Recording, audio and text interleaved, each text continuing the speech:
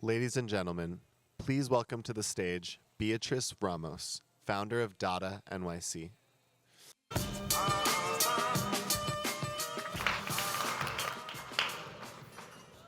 So the end of the starving artist is a big claim.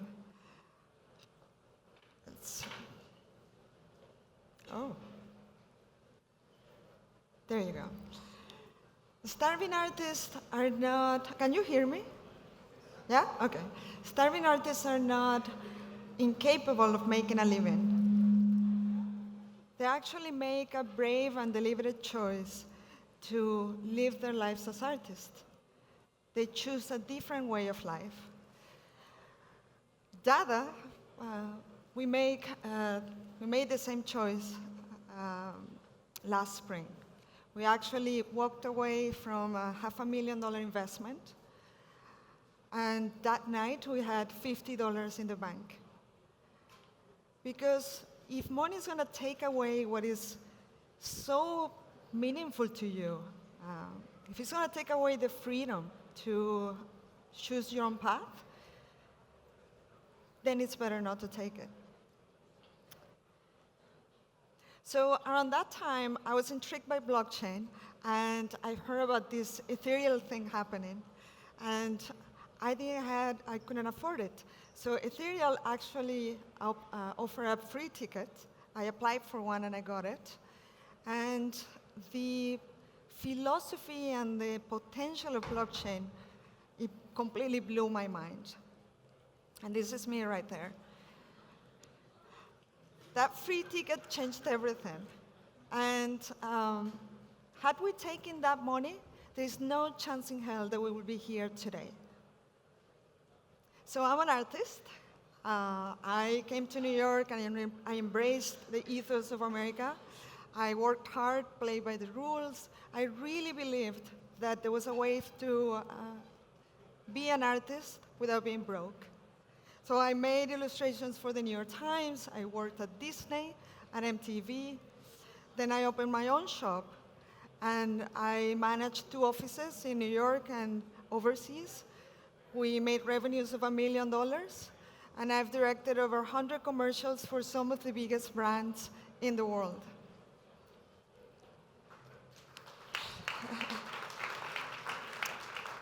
So I became successful. But what does success mean for an artist? Here's the thing. I don't own any of the intellectual rights to all the work I've done in 20 years. And think about that for a second.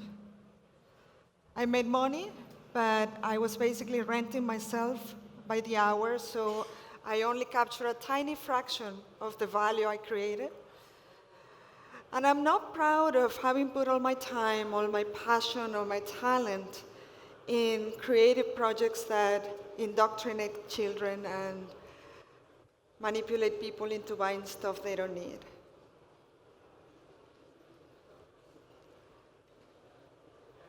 And was I really an artist?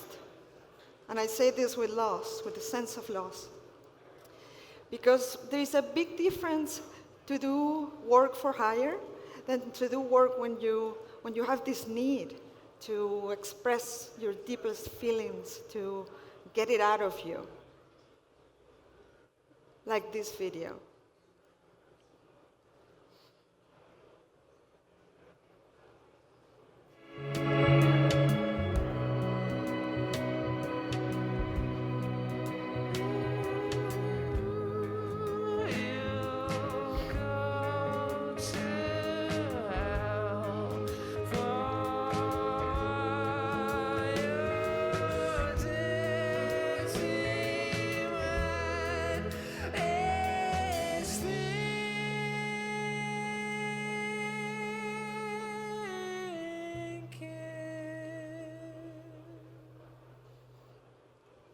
Unfortunately, I didn't get to do a lot of art because I was doing work for clients. And I wasn't a starving artist, but I starved of art. And that's a high price to pay, and a price that we think no artist should pay ever again. This is what I was doing. So That is why we created Dada. We believe art is not a business transaction, and I'm going to repeat that. Art is not a business transaction. It's the fundamental human need to express yourself and to connect with others in powerful ways, in profound ways. So that's the essence of Dada. It's a place where people speak to each other using only drawings. So let me show you how it works. This is my feed. These are some of the conversations happening. And I can start a drawing using the orange button. We cannot upload anything. Everybody's using the same very simple tools that we deliberately made so that it wasn't intimidating for regular people, and it was freeing for artists because they don't feel they have to do this masterpiece.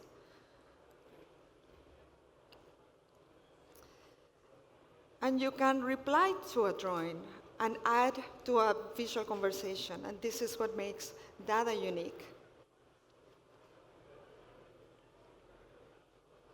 All is done with those simple tools. So somebody made a simple flower, and an artist in Chile replied, and magic happened.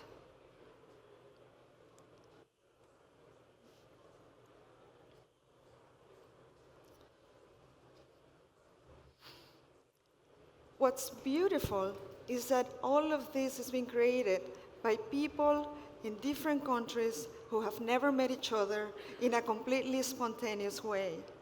So in essence, Dada is a new way of making art. And there are no resumes, no reputation, no influencers, no ego. And the only thing that counts is the drawing. So when you post a drawing, you are showing vulnerability and honesty. And when somebody takes the time to reply to that drawing, it feels like a gift. And it creates love and trust. So the bonds that Dada formed are so powerful that recently few artists traveled from different countries to get together. And we spent days drawing and cooking. That's all we did. And it really felt like family. Artists on Dada are creating art and playing and experimenting without expecting any monetary reward. And blockchain gives us the opportunity to transform our community of thousands into an innovative economy where artists have the freedom to do what they love.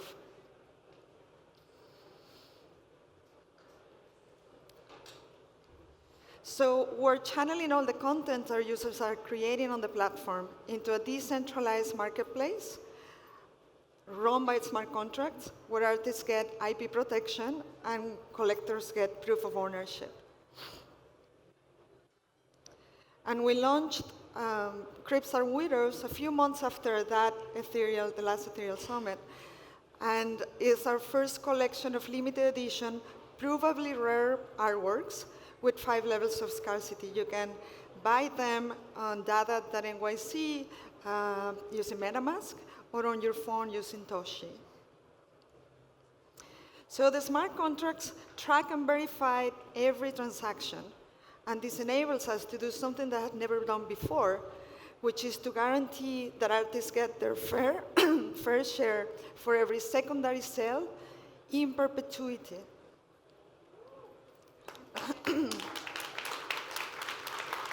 It's amazing. So giving back to the community is important to us. So 30% goes back to Dada, that be for the platform development, for art projects, or for basic income for artists. So in the next few months, we're going to be preparing encrypted certificates of authenticity and encrypted artist signatures. We also want every new drawing of Dada to be hosted in IPFS and be associated with a ERC 721 token. And then we're going to migrate the 100,000 drawings we already have in the platform to IPFS. So this is very exciting. It's really revolutionary, and artists can now take control of their work. I mean, it's amazing. And as exciting as the technology is, what we have with Dada is very human. So we have a responsibility to keep the magic and protect the magic from the consequences of mixing money into this thing. So artist Serena Salitano, she's from Italy, and she was feeling alienated from social media when she found Dada. She thinks now that, she says that Dada is her warm bath, and that she can't imagine her life without it. But she worries because now she thinks her experience of Dada is changing because she's selling drawings. If money's gonna take away what is priceless to her, she doesn't want it. And that's exactly how we felt when we walked away from $500,000. So I don't have to tell you about the state of social media today, but we have to think, since we're creating new economies, about what's wrong with social media and its business model. So we have to think about incentives, because if it's all about growth and user engagement at all costs, and it turns out that anger and fear is what keep people more engaged, then bullies and trolls are going to be good for business. And I worry that in the crypto collectible space, we are already seeing a lot of the things that are wrong with the art market. So we're seeing a speculation, gambling, certifying artists, commodification of art. I think we have a responsibility as an industry to not fuck it up this time. It's true. So I've never felt so reachable and so concrete the possibility for artists to live doing what they love, doing their art, and really live full and rewarding lives. I think that's what blew my mind last year at the Ethereum Summit. So if we're going to create a healthier, more egalitarian, freeing systems, we have to align the incentives with our values as a community, with the things that we believe in. So I knew that Otro was really, really sad when she made this drawing. So I replied to cheer her up. And then magic happened. People tell us that Dada helps them get out of a depression, that helps them cope with trauma like sexual abuse, that it keeps them grounded. So we believe that the joy of creation in itself has huge value for artists, and that they should be able to make their art even if nobody likes it, and nobody wants it, and nobody wants to buy it. There is also value in appreciating art. Adeo Resi, he's a CEO of Founder Institute in Silicon Valley. He says that when he's having a rough day at work, he goes to Dada, he browses a little bit, and then his stress goes away. So we're thinking, is the moment where people are receiving value, that they're more prone to show appreciation. So revenue models like tipping, for instance, are good for this type of value. Jason Belli is one of our more active collectors. And he says that where Dada is putting the soul in digital art. Jason, when he came the first time to Dada, he bought a few drawings from artist Moxarra. And he says that while he loves the art, the real value happened when he could interact with the artist. And this took Jason to now rediscover the joy of drawing and getting a deeper, more meaningful connection with the community. So that is what is important to us. We want to make sure, and we believe, that everyone at Dada will have a meaningful experience and will have a meaningful creative experience. So we are creating an economy in which the owners and the people who run the economy are the creators of value. We're going to issue a token, a Dada token, this fall. And the token is going to represent the entire collection of art that we have. So we're thinking art as a currency. And if you're a token holder, you will have fractional ownership, and you will get dividends from the profits that we get. And this way, everybody benefits in the community. So we believe that artists should create, they should experiment and explore freely without the pressure to produce. And to do that, we're going to give them a basic guaranteed income that will allow artists like Alex Henry, who is from the US, to live that kind of life. He just had a baby, his wife pays the bills, and he takes care of the baby and do his art. It will allow Raul, who is an artist in his 70s, and he lives in Venezuela, to do his graphic novels, which is all he wants to do. And it will free artists from, and give them more resources so that they can give back to the community, like Lorena in the Netherlands. She teaches art to Syrian refugee kids to help them cope with trauma. So Dada is for the unapologetic, non-conformist artists like Susana, for the creative kid that became an accountant, like Jonathan, for the ones that don't believe that they can call themselves an artist, like Vanessa, and from the professional that doesn't have the time to do their art, like Javier. This is our community, and you're all welcome to join us.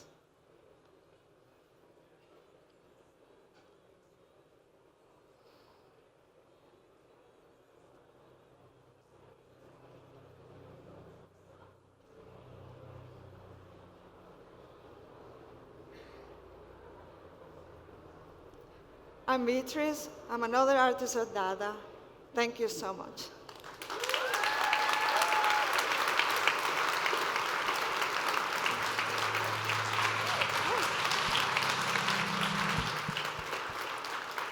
Thank you. Thank you, Beatriz. Since Ethereum is a participatory community, we wanted to invite folks, if they have questions, to line up here on the sides to ask them. And we'll have a short Q&A. Don't be shy. Any questions?